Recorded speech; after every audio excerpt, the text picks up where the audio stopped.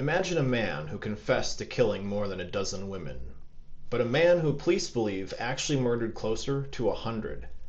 Now imagine that the law, the very system designed to protect us, required that this man be set free. This isn't a hypothetical. It's a terrifying scenario that really played out in Texas in the early 2000s.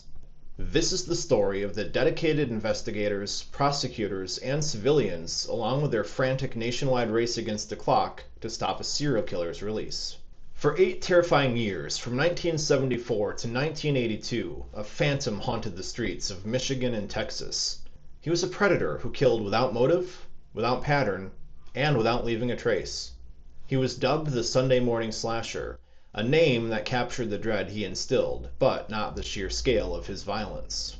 Between October of 1979 and September of 1980, 5 women in Michigan were killed in almost identical fashion. All were single women, returning home alone late at night or in the early Sunday morning hours.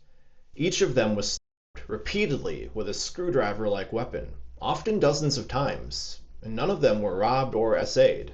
On October 31st of 1979, Jean Klein, 44, a Detroit news reporter, was walking home after a doctor's appointment, and she was savagely stabbed 11 times near her Grosse Pointe home.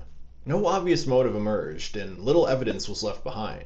In April of 1980, Shirley Small, 17, a high school honor student in Ann Arbor, was found dead with 2 fatal stab wounds outside her house. 3 months later, on July 13th of 1980, Glenda Richmond, 26, a diner manager, was attacked in front of her Ann Arbor area apartment. She suffered 28 stab wounds, but similarly, no clue was left behind as to who her killer may have been. Finally, on September 14th of 1980, Rebecca Huff, 30, a University of Michigan grad school student, was discovered on her doorstep. She was stabbed nearly 50 times.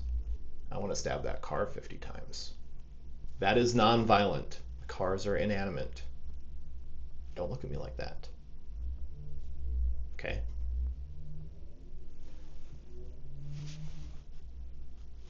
I was waving goodbye to the car, not the goodbye, like it left. Anyway, each new slaying only heightened fear. The victims had one thing in common. They were lone women going home, and the killer struck in the pre-dawn hours of Sunday. Newspapers, of course, sensationalized the pattern, dubbing the unknown killer the Sunday Morning Slasher. Police began to realize that they were facing a serial killer, but the breaks in the case were few and far between. There were no eyewitnesses. No one spotted any vehicles. It was just the horror of each new body that was discovered. Local police began reaching out to other Michigan police departments to see if they had seen cases with a similar MO. And sure enough, Kalamazoo police reported a similar homicide of a western Michigan woman several years before. Even better though, Kalamazoo police had a main suspect in that murder. They just didn't have enough evidence to press charges against him. The man they suspected was named Carl Eugene Watts. One near break in the case came on the morning of November 15th, 1980. 2 college police officers in Ann Arbor spotted a brown Pontiac Grand Prix prowling around late at night, slowly driving behind a woman walking alone on Main Street. The woman ducked into a doorway, obviously scared, and the officers took note of the suspicious car that was tailing her. They pulled the car over for expired license plates and found, well, guess who? Carl Eugene Watts was behind the wheel. A search of the car turned up things that gave detectives a chill. Several woodworking screwdrivers, and most damning, in the back seat there was a notebook that belonged to Rebecca Huff, the most recent victim. Police realized this connected Watts to the Huff killing, but unfortunately it wasn't enough to hold him for murder. With no solid evidence yet, Watts was released. But the task force would hone in on him with intense surveillance, which included getting a warrant to track his car with a homing device. However, when they showed up at his door for some additional questioning, well, the police were stymied by an unexpected move. Watts had quietly left Michigan for a new hunting ground, Texas. But before we delve into his capture and the shocking twists and turns his incarceration took, we have to go back to the beginning. Back to a childhood illness that may have cracked open the door to the monster that was within. Carl Eugene Watts was born on November 7th, 1953, in Killeen, Texas, to a private in the Army and a kindergarten art teacher. By all early accounts, his childhood was relatively unremarkable. His parents divorced when he was young, and his mother, Dorothy, remarried a mechanic and moved the family to Inkster, Michigan. Carl reportedly disliked his new stepfather and the large blended family, often worrying about losing his mother's attention.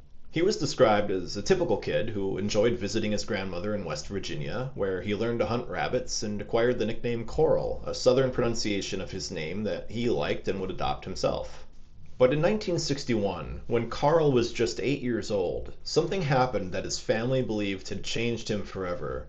He and his sister both contracted meningitis, a dangerous inflammation of the membrane surrounding the brain and spinal cord. According to one account, his mother rushed them both to Detroit General Hospital, which admitted his sister, but for some reason initially refused to admit Carl. Unfortunately, his condition worsened dramatically. He developed a terrifyingly high fever and was eventually taken to Herman Kiefer Hospital, where he was diagnosed with not just meningitis, but also polio. He was kept in isolation there and endured painful spinal taps. Journalists would later report that his body temperature had in fact been so high, physicians worried it might have caused permanent brain damage. So he survived, but the boy who came home was remarkably different. Family members noticed a profound personality shift. The once normal child was now described as bashful, quiet, introverted. He missed an entire year of school, and his academic performance, which had been decent, well, it plummeted. It was as if a crack had appeared in Carl's world, and in the years that followed, something dark began to seep through. By the age of 12, Carl began having vivid, disturbing fantasies. He dreamed of torturing and killing young women. When he was later evaluated by psychiatrists, he made a chilling clarification. These weren't nightmares. No, he told them he enjoyed the dreams, and he would feel better after he had one. And for 3 years, those violent thoughts continued to fester in his mind. And then, on June 25th of 1969, at the age of 15, he acted on them for the first time.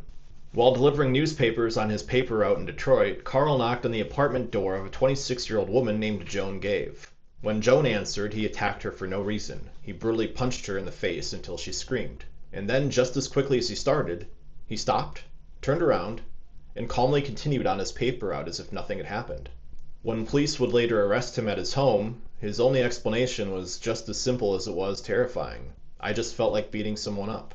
This was the first major intersection between Carl Watts and the systems that were meant to protect society.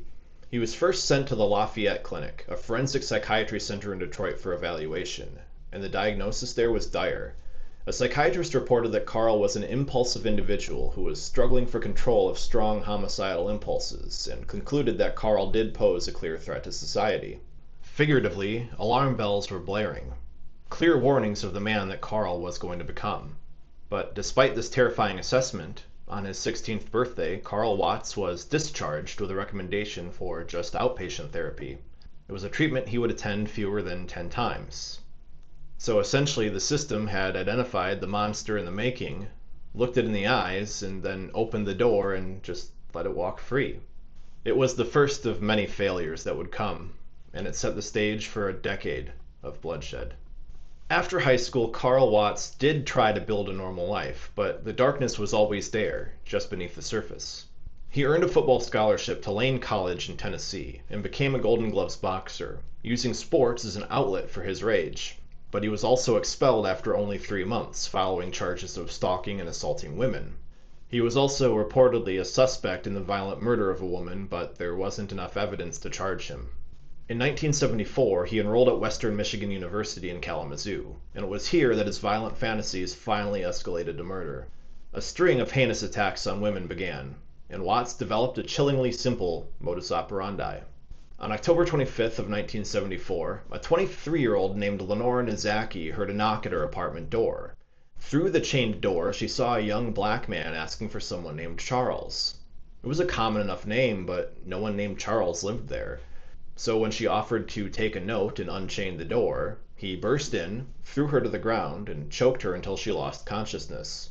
Miraculously, though, she survived. 5 days later, on October 30th, another student at Western Michigan University wouldn't be so lucky. Gloria Steele was a bright 20-year-old mother who lived with her boyfriend Sam and their young child at the Stadium Drive apartments. That afternoon, when Sam returned to the apartment, he found a horrific scene.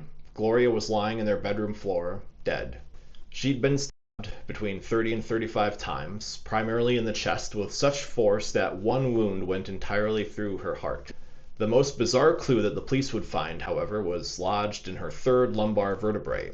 It was the broken off metal shaft of a woodworking tool known as a skew chisel. The attack had obviously been brutal, frenzied, and it left behind no witnesses. But Watts wasn't finished. Shortly after Gloria's murder, he used the same looking for Charles ruse on Diane Williams, the manager of another building in the same apartment complex. But when he tried to force his way into her apartment, a struggle would ensue. As they fought, her phone began to ring, and in a moment of quick thinking, Diane knocked the receiver off the hook and screamed for help. The voice of her husband's secretary on the other end of the line was enough to spook her attacker, and he fled. But this time he made a mistake. As he ran, Diane Williams saw him get into a tan Pontiac Grand Prix. Police now had a suspect and a vehicle description, so they arrested Watts for stealing plywood from the university campus and put him in a lineup. Both Lenore Nizaki and Diane Williams positively identified him as their attacker. When police searched his room at his parents' home, they found a bag of wood-carving tools similar to the weapon used to kill Gloria Steele. They also found a parking ticket that placed his car on the WMU campus on the very day of her murder. During questioning, Watts admitted to being in the area and confessed to attacking around 15 other young women. The police were certain they had Gloria Steele's killer. They had eyewitnesses to similar attacks, a known MO, circumstantial evidence that placed him at the scene, and his own admission to being a serial attacker. Yet the legal system failed again. Prosecutors felt they didn't have enough direct evidence to secure a murder conviction, so despite the mountain of evidence pointing to him being a killer, well, Carl Watts was only charged with assault and battery. He pleaded no contest and was sentenced to just 1 year in county jail. During this time, psychologists who evaluated him issued their most dire warnings yet. They classified him as extremely hazardous, a man who lacked any remorse for his crimes, and had a high likelihood of recidivism. He was a ticking time bomb, and the justice system had just reset the timer. After his release in 1976, he moved back to the Detroit area, and to what should be nobody's shock, well, the attacks resumed. So by 1980, a series of brutal, seemingly random stabbings of women in Ann Arbor in the pre-dawn hours of Sunday mornings led the press to coin that new nickname for the Phantom Killer, the Sunday Morning Slasher. In addition to the 5 murders we mentioned at the beginning, Watts is also the prime suspect in the 1979 murders of Malak Haddad, whose headless body was found in the village of Allen Park, and Peggy Pachmara, whose body was found strangled in Detroit. But before Paul Bunton, the lead investigator on the case, could find enough evidence to arrest him, Watts left town, heading for the Lone Star State. In 1981, Carl Watts arrived in Houston, Texas, but what he didn't know was that Bunton wasn't giving up that easily. Convinced that Watts was a killer who would strike again, like, seriously, the only person who could see the obvious here, Bunton compiled a large dossier, fingerprints, photographs, reports, and he sent it to the Houston Police Department with an urgent message. This is a bad guy. You need to keep an eye on him. But Houston in 1981 was the perfect hunting ground for a killer like Watts. That year, the city was like the murder capital of the United States, with over 700 homicides that overwhelmed an understaffed and underpaid police force. So a warning about one more bad guy from Michigan was like a drop in an ocean full of violence. So Watts, with his random blitz-like attacks that left no witnesses and no forensic evidence, well, he became kind of like a ghost in the chaos. He killed quickly, using one of 3 methods: stabbing, strangulation, or drowning. He never essayed his victims, and robbery was never a motive, though sometimes he would take small trinkets as trophies. He was, as one victim's advocate would later say, simply just a cold-blooded killing machine. On February 7th of 1982, he murdered 20-year-old Elena Samander, a student at the University of Houston. He'd spotted her driving at night and simply followed her home. Elena's mother, Harriet, was devastated, but she was also suspicious, and she felt in her gut this wasn't just a random isolated act of violence. So she began her own investigation, clipping newspaper articles about other young women who'd been murdered in similar ways.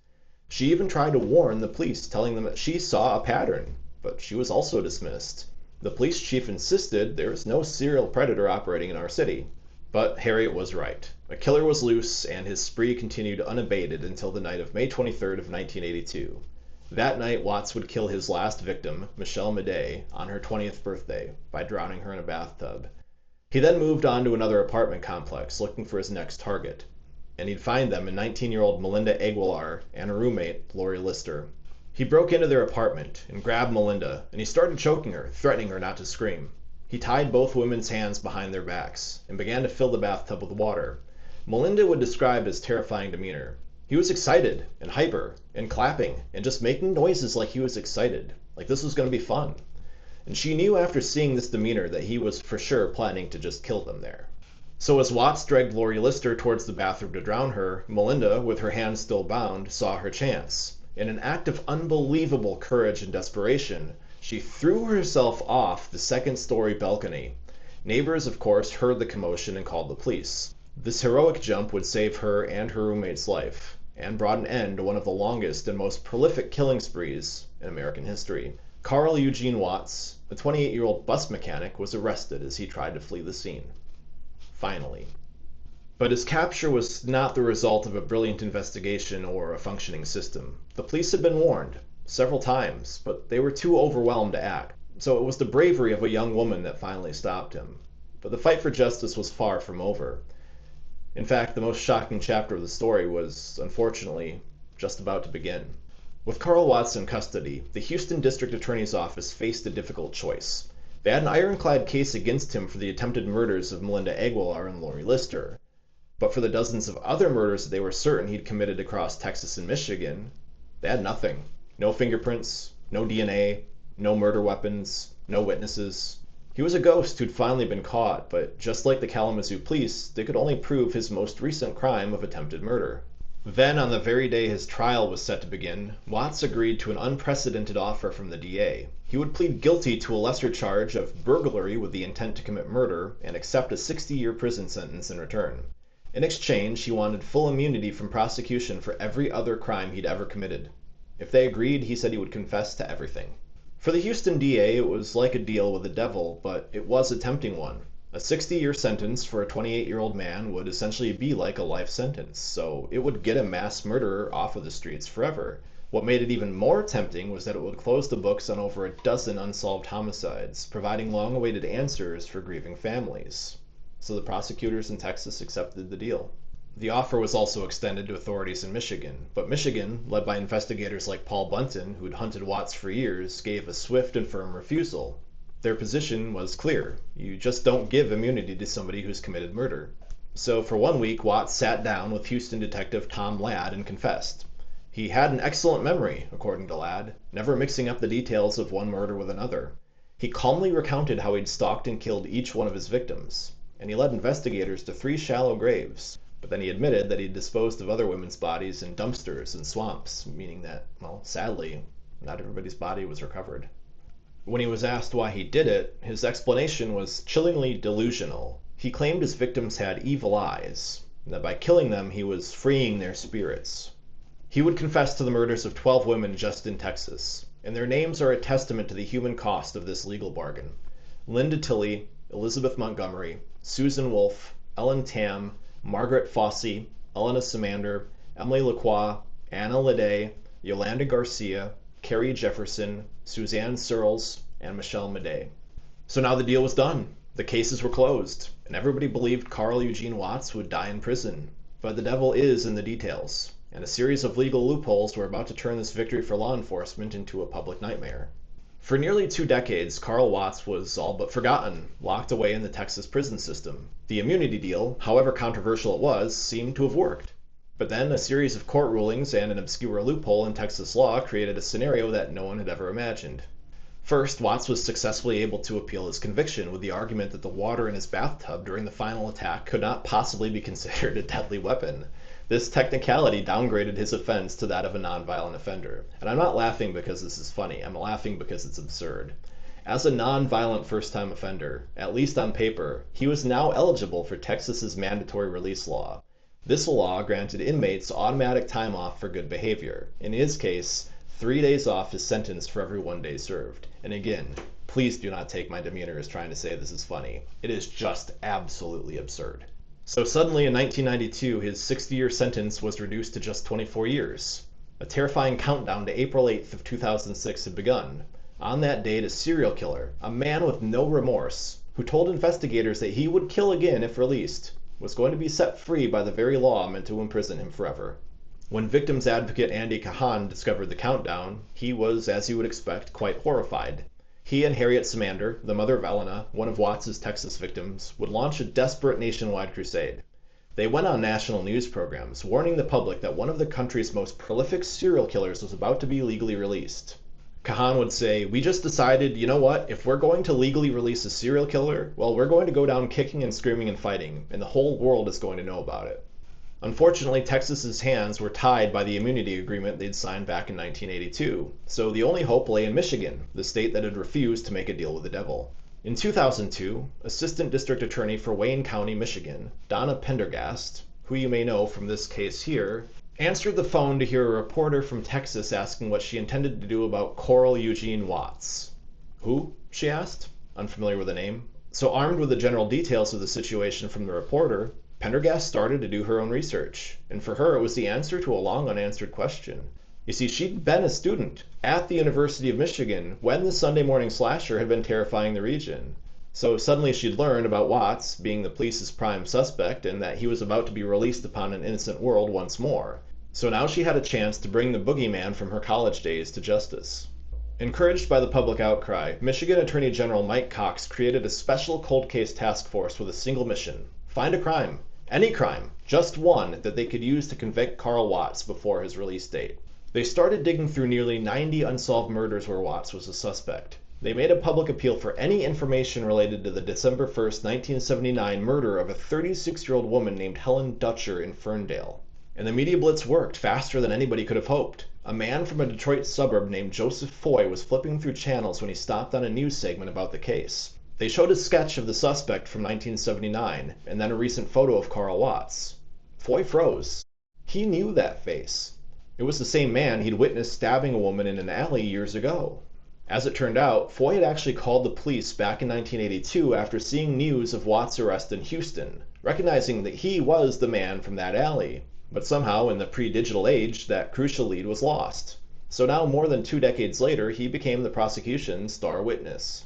In November of 2004, with his Texas release date looming, Carl Watts was put on trial for the murder of Helen Dutcher. The prosecution's case was thin, resting almost entirely on Joseph Foy's 25-year-old memory. But Donna Pendergast had a brilliant legal strategy. She argued that the jury should be allowed to hear about Watts's immunized Texas confessions. Not as evidence that he was guilty of those crimes, but under a rule of evidence, MRE 404B, as proof of other acts. And the judge agreed. The confessions weren't used to prove his character, but were used to establish 3 crucial things that were identical to the Dutcher murder: his motive, which was a deep-seated hatred of women; his intent, which was always premeditated murder; and his unique scheme, plan, or system of stalking and killing women at random. It was a genius legal maneuver that allowed the jury to see the full picture of the man on trial. So the same legal system that had created the loophole was now providing the tool needed to close it. The jury would find Carl Eugene Watts guilty of the first-degree premeditated murder of Helen Dutcher. He was sentenced to life in prison without the possibility of parole. 3 years later, in 2007, he was also convicted for the 1974 murder of Gloria Steele and given a second life sentence. Justice was delayed for decades, but it finally arrived. Carl Eugene Watts never saw freedom again. On September 21st, 2007, just a week after his second murder conviction in Michigan, he would die of prostate cancer in a prison hospital at the age of 53. He would take the true number of his victims to the grave with him. While he did confess to 13 murders, police believe the actual number could be anywhere from 40 to over 100, which would make him one of the most prolific serial killers in all of American history. His case would leave a permanent scar on our justice system. The public outrage over his near release was a direct catalyst for the reform of Texas's mandatory release laws, ensuring that a killer could never again use a loophole to walk free. For the families of his victims, his death brought final and quiet closure. After hearing the news, Harriet Samander, the mother who fought so fiercely for justice for her daughter Elena, called her family in tears, and she told them, "I have my life back." The story of Carl Watts is a chilling reminder of just how easily a predator can move among us, and how fragile the systems we rely on for protection can truly be. But it's also a story of incredible resilience. Of the survivor who leaped into the darkness to save her life and another, of the mother who refused to let her daughter be forgotten, and the witness who remembered a face in an alley a quarter of a century later. It's a testament to the enduring fight for justice, a fight that, in this case, was won, just in the nick of time. If you believe we've earned it, please consider liking, subscribing, and sharing this content with your friends. As a small channel, viewers like you truly do make a massive difference. Thank you so much, and I'll see you in our next video.